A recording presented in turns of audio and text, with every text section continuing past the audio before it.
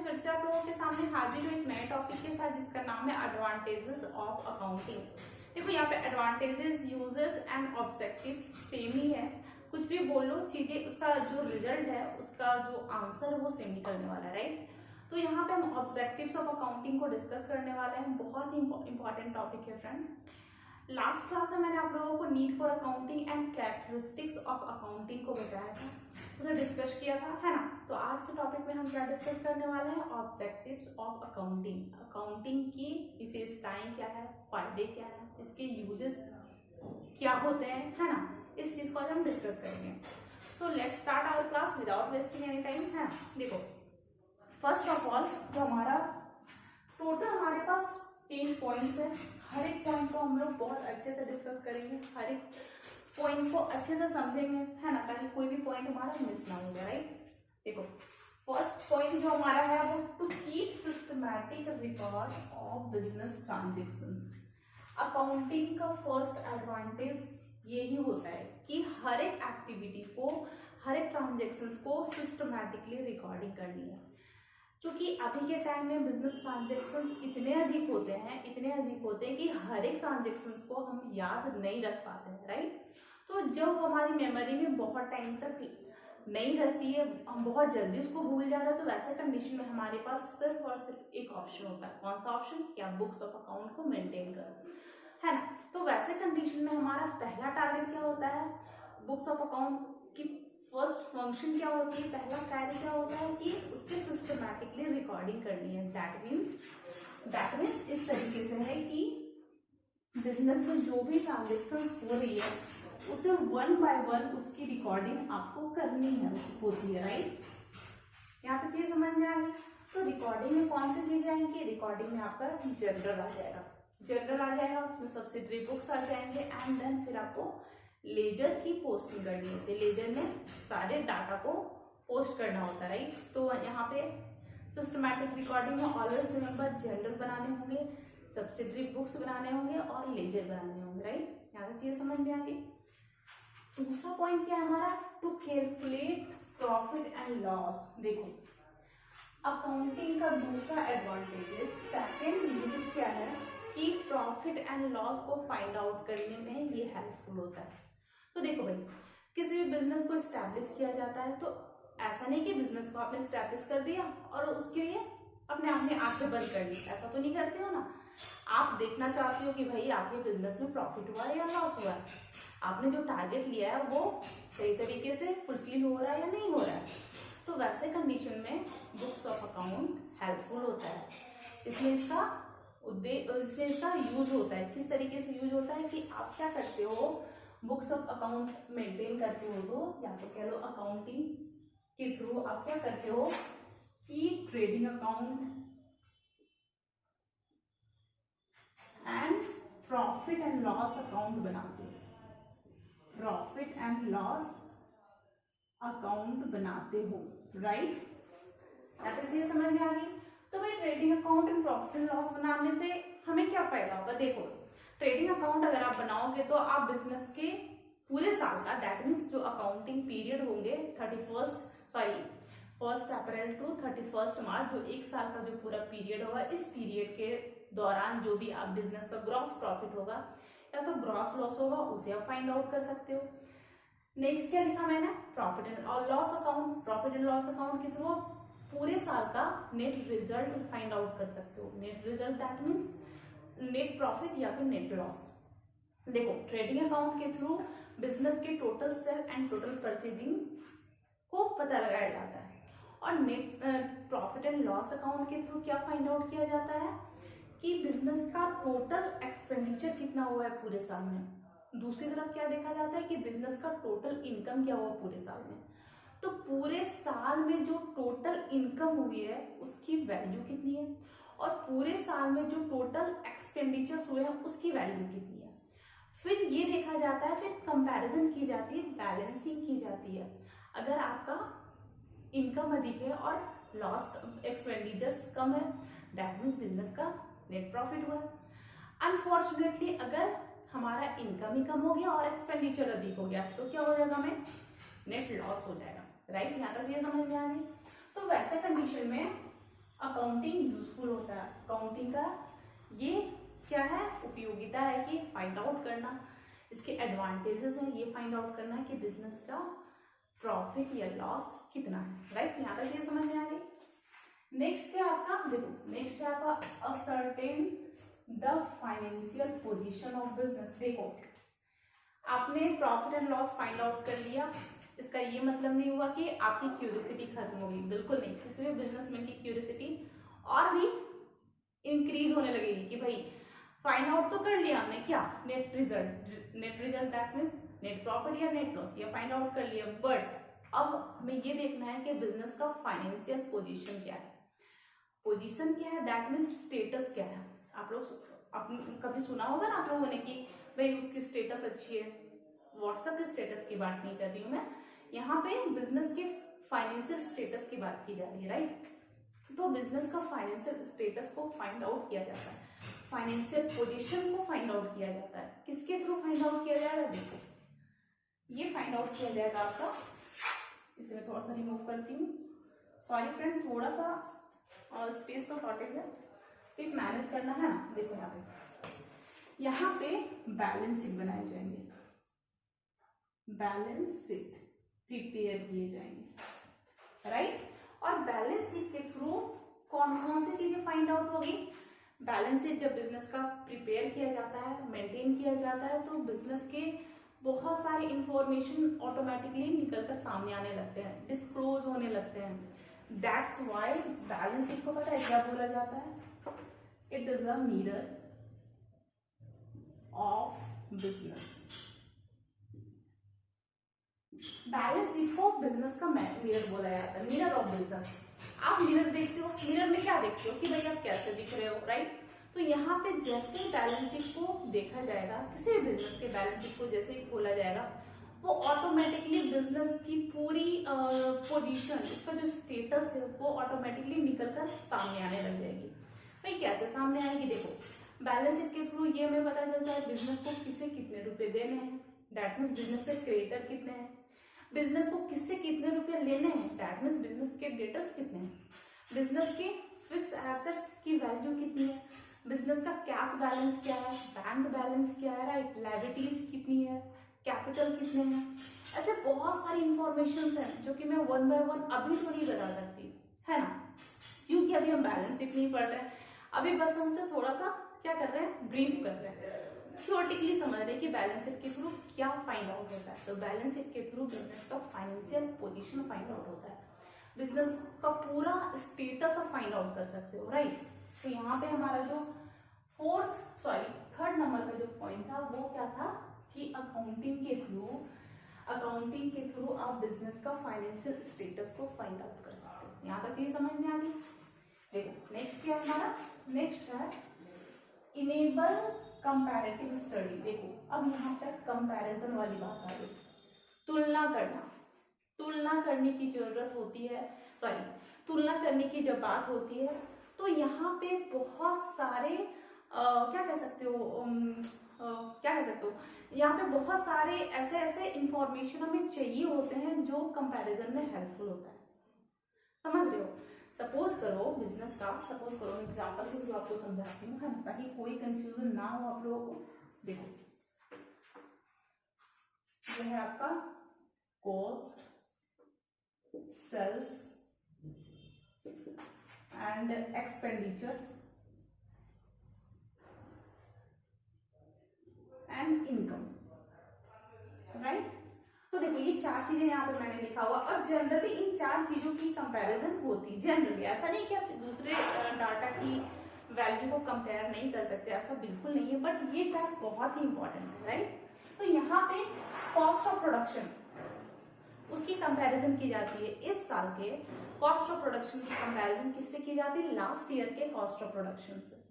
इस साल के जो आपका अकाउंटिंग पीरियड जो है, इस साल का जो अकाउंटिंग पीरियड में हमारी जो टोटल सेलिंग हुई है उसकी कंपैरिजन किससे की जाएगी, लास्ट ईयर के टोटल सेलिंग से। राइट, तो वैसे कंडीशन में भी अकाउंट्स हेल्पफुल होता है।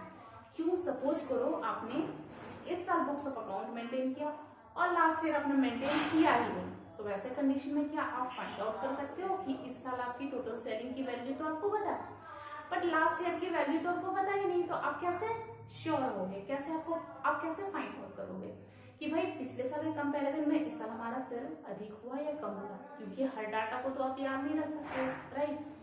हर एक डाटा को याद नहीं रखा जा सकता। दैट्स व्हाई हम क्या करते हैं, सिस्टमैटिक रिकॉर्डिंग करते हैं। रिमेंबर, हाँ चीजें समझ में आ गई? तो ये हेल्पफुल होता है, बेनिफिशियल होता है, किस वजह से? अकाउंटिंग की वजह से। दैट्स व्हाई कि इसका ऑब्जेक्टिव है। चीजें समझ में आ गई? नेक्स्ट है आपका, नेक्स्ट है helpful in management of business. देखो मैनेजमेंट की जब बात आ जाए ना, तो प्लीज बहुत अच्छे से समझना। क्यों पता है? क्योंकि मैनेजमेंट बिजनेस का आप कह सकते हो कि बैकबोन है। क्यों बैकबोन बोला मैंने? क्योंकि पूरा जो बिजनेस है, जो पूरा एम्पायर खड़ा है बिजनेस, कोई इंस्टीट्यूट है, उसकी रिस्पॉन्सिबिलिटी, उसे सही तरीके से ऑपरेट करना है, किस तरीके से रन करवाना है, इसकी पूरी रिस्पॉन्सिबिलिटी किसके पास होती है पता है? मैनेजमेंट के पास। ये बहुत ही इंपॉर्टेंट है फ्रेंड, बहुत इंपॉर्टेंट, राइट? तो यहाँ पे मैनेजमेंट के लिए भी ये हेल्पफुल होता है। अब जरा सोचो, जिसके ऊपर पूरे बिजनेस की रिस्पॉन्सिबिलिटी है, उसे बिजनेस को सही तरीके से रन करवाने के लिए कितने सारे इंफॉर्मेशन चाहिए होंगे। जस्ट लाइक एग्जांपल के थ्रू समझो कि कोई टीचर है, राइट, और स्टूडेंट है। तो टीचर को जब तक स्टूडेंट के बारे में कुछ इंफॉर्मेशन नहीं हो, वो उन्हें पता होगा, कुछ चीजें उन्हें पता नहीं होगी टीचर्स को अपने स्टूडेंट के बारे में, तो उनका जो पढ़ाने का जो तरीका है या फिर जो पढ़ा रहे हैं वो सही डायरेक्शन में नहीं जा पाएगा। लाइक इस एग्जांपल देती हूँ, लाइक सोचो टीचर को पता होना चाहिए कि स्टूडेंट की पढ़ने की कैपेसिटी कितनी अच्छी है, उनकी उसकी स्किल किस तरीके से है, उसका क्या कह सकते हो स्ट्रेंथ क्या है, उसकी वीकनेसेस क्या है, वो किस स्पीड में पढ़ सकता है ना, उसका पहले का प्रीवियस नॉलेज कितना है। तो कुछ इंफॉर्मेशन टीचर को होना ही चाहिए, किसके बारे में? स्टूडेंट के बारे में, तभी वो सही डायरेक्शन में पढ़ा पाएगा। तो यहाँ पे बिल्कुल वो सेम थिंग यहाँ पे अप्लाई होने वाली है कि मैनेजमेंट अगर बिजनेस को रन कर रही है, बिजनेस को ऑपरेट कर रही है इफेक्टिवली, सही तरीके से, तो वैसे कंडीशन में मैनेजमेंट को बहुत सारे इंफॉर्मेशन चाहिए होते ताकि वो सही डायरेक्शन में और सही तरीके से बिजनेस को रन करवा पाए, राइट? तो ये इंफॉर्मेशन कौन ला कर देगा? मैं या आप ला कर तो देंगे नहीं। कौन ला कर देगा ये इंफॉर्मेशन? हमारा अकाउंट ला कर देगा, क्योंकि हमने अकाउंट मेंटेन किया है, तो उस अकाउंट के थ्रू मैनेजमेंट को जो भी इंफॉर्मेशन चाहिए वो उससे कलेक्ट कर सकता है, राइट? तो भाई मैनेजमेंट को कौन सा इंफॉर्मेशन चाहिए या फिर उस इंफॉर्मेशन के थ्रू वो क्या कर सकती है? ऐसे क्वेश्चन आ रहे होंगे ना। देखो यहाँ पे मैंने छोटे छोटे 3 पॉइंट्स लिखे हुए हैं, ABC, है ना। देखो थोड़ा सा डिस्कस कर लेते हैं हम। हेल्पफुल इन प्लानिंग, प्लानिंग करने में हेल्पफुल होता है। तो भाई किस तरह की प्लानिंग करनी होती है ये तो बताओ। देखो यहाँ पे helpful in planning, that means क्या हो गया कि उन्हें मैनेजमेंट को प्लानिंग करनी होती है। क्या प्लानिंग करनी होती है कि बिजनेस में जो सेल्स हो रहे हैं, जो सेलिंग हो रही है, उसकी स्पीड कितनी है, हमारा कॉस्ट ऑफ प्रोडक्शन किस डायरेक्शन में इंक्रीज हो रहा है या डिक्रीज हो रहा है, राइट? तो इस तरह की प्लानिंग करनी होती है। लाइक पहले वो कंपैरिजन करता है लास्ट ईयर के सेल्स को दिस ईयर के सेल्स से, लास्ट ईयर के टोटल एक्सपेंडिचर को दिस ईयर के टोटल एक्सपेंडिचर से, एंड देन कोई डिसीजन पे पहुंच सकता है, राइट? सेकंड क्या आपका helpful in decision making.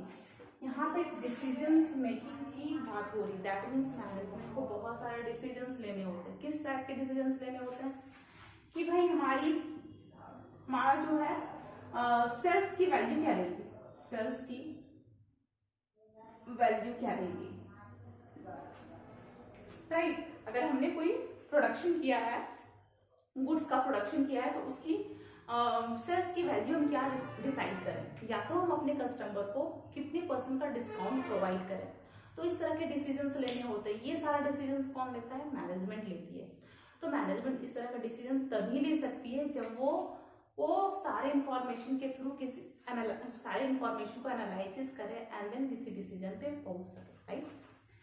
Next क्या है आपका हेल्पफुल इन कंट्रोलिंग। देखो कंट्रोलिंग की जब बात हो रही है ना, तो यहाँ पे controlling that means cost of production को मिनिमाइज करना, जितना कम हो सके हमारा प्रोडक्शन का कॉस्ट होना चाहिए। सपोज करो कॉस्ट ऑफ प्रोडक्शन 100 रुपए का है, तो हमारा टारगेट ऐसा होना चाहिए कि हम अननेसेसरी के या जितने भी हमारे अननेसेसरी के एक्सपेंडिचर्स हैं उसको कम करें और अपने कॉस्ट ऑफ प्रोडक्शन को जितना हो सके 95, 90, 85 जितना हो सके उसे मिनिमाइज करें। तो क्यों किया जाएगा भाई, क्या फायदा होगा इसका? अगर हमने कॉस्ट ऑफ प्रोडक्शन को मिनिमाइज कर दिया, कॉस्ट को मिनिमाइज कर दिया, तो हमें क्या बेनिफिट होगा? देखो बहुत सारे बेनिफिट्स हैं। अगर आपने कॉस्ट को कम कर दिया तो आप सेलिंग प्राइस को की वैल्यू कम डिटरमाइन करोगे, कम एस्टिमेट करोगे। इससे क्या होगी? आपकी सेलिंग बढ़ेगी, आपका रेपुटेशन अच्छा होगा। अगर किसी दूसरे बिजनेस का जो सेलिंग प्राइस है वो अधिक है, तो क्या कस्टमर्स उनकी तरफ अट्रैक्ट होंगे? बिल्कुल नहीं, वो तो यहाँ पे अट्रैक्ट होंगे क्योंकि हमने उसकी वैल्यू कम कर दी। कितनी कर दी? 95 रुपीज कर दी। प्रैक्टिकल लाइफ में आप लोगों ने भी जब कोई गुड्स को परचेज करते हो, किसी भी सामान को खरीदते हो, तो देखते तो है ना वो ना कि भाई उस वाले शॉप में तो इतने में आ रहा है, तो इस वाले शॉप से मैं क्यों परचेज करूं, राइट? वहां पे तो 95 रुपीज में मिल रही है।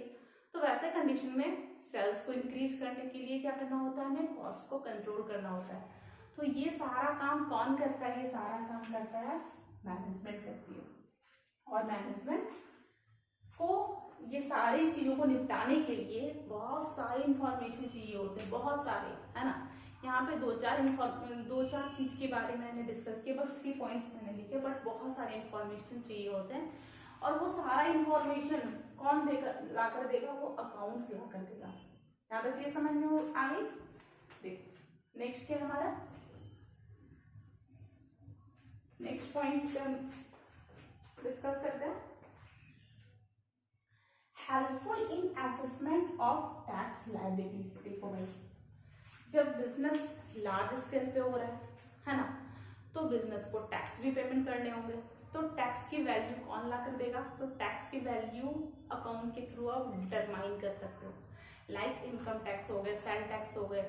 तो अगर आपने सिस्टमैटिक वे में बुक्स ऑफ अकाउंट मेंटेन किया है और उसकी ऑडिटिंग करवाई है, राइट, तो वैसे कंडीशन में आप इसके थ्रू, बुक्स ऑफ अकाउंट के थ्रू, अकाउंटिंग के थ्रू टैक्स को डिटरमाइन कर सकते हो, टैक्स को फाइंड आउट कर सकते हो। तो इसके लिए भी ये हेल्पफुल होता है। नेक्स्ट क्या है? Evidence in legal matter. Legal matter के लिए भी ये एज एविडेंस से रिप्रेजेंट किया जाता है। देखो यहाँ पे अगर सपोज करो मैंने कोई बिजनेस स्टैब्लिश किया, मैंने एक टॉय का बिजनेस स्टैब्लिश किया, राइट, और मैंने आपको बोला कि भाई पता है आपको मेरी जो टोटल सेलिंग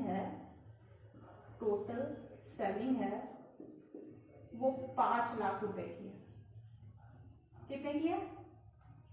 5 लाख रुपए की, 5 लाख रुपीज की टोटल सेलिंग हुई इस साल। क्या आप मान लोगे?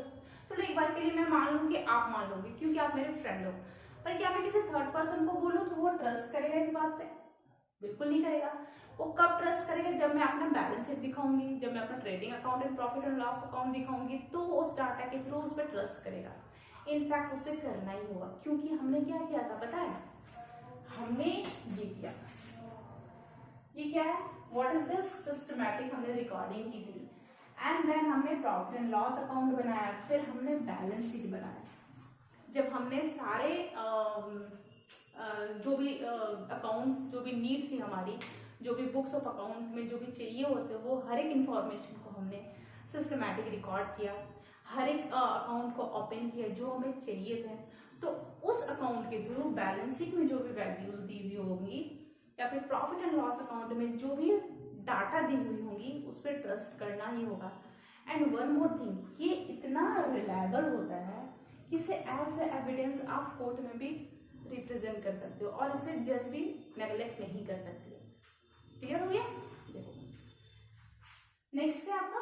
Helpful in raising loan. देखो लोन के टाइम में भी ये हेल्पफुल होता है, क्योंकि यहाँ पे एक चीज समझना इंपॉर्टेंट है, क्योंकि बिजनेस को रन करवाने के लिए बहुत सारे पैसों की जरूरत होती है, और ये बहुत सारा पैसा पता है कौन देता है? ये देता है या तो बैंक देती है या तो फाइनेंशियल इंस्टीट्यूट, ये दो ऑर्गेनाइजेशन है जिससे हमें लोन मिल जाता है, बिजनेस को लोन मिल जाता है, राइट। तो बिजनेस को लोन कौन दे रही है, बैंक दे रही है या तो फाइनेंशियल इंस्टीट्यूट दे रही है।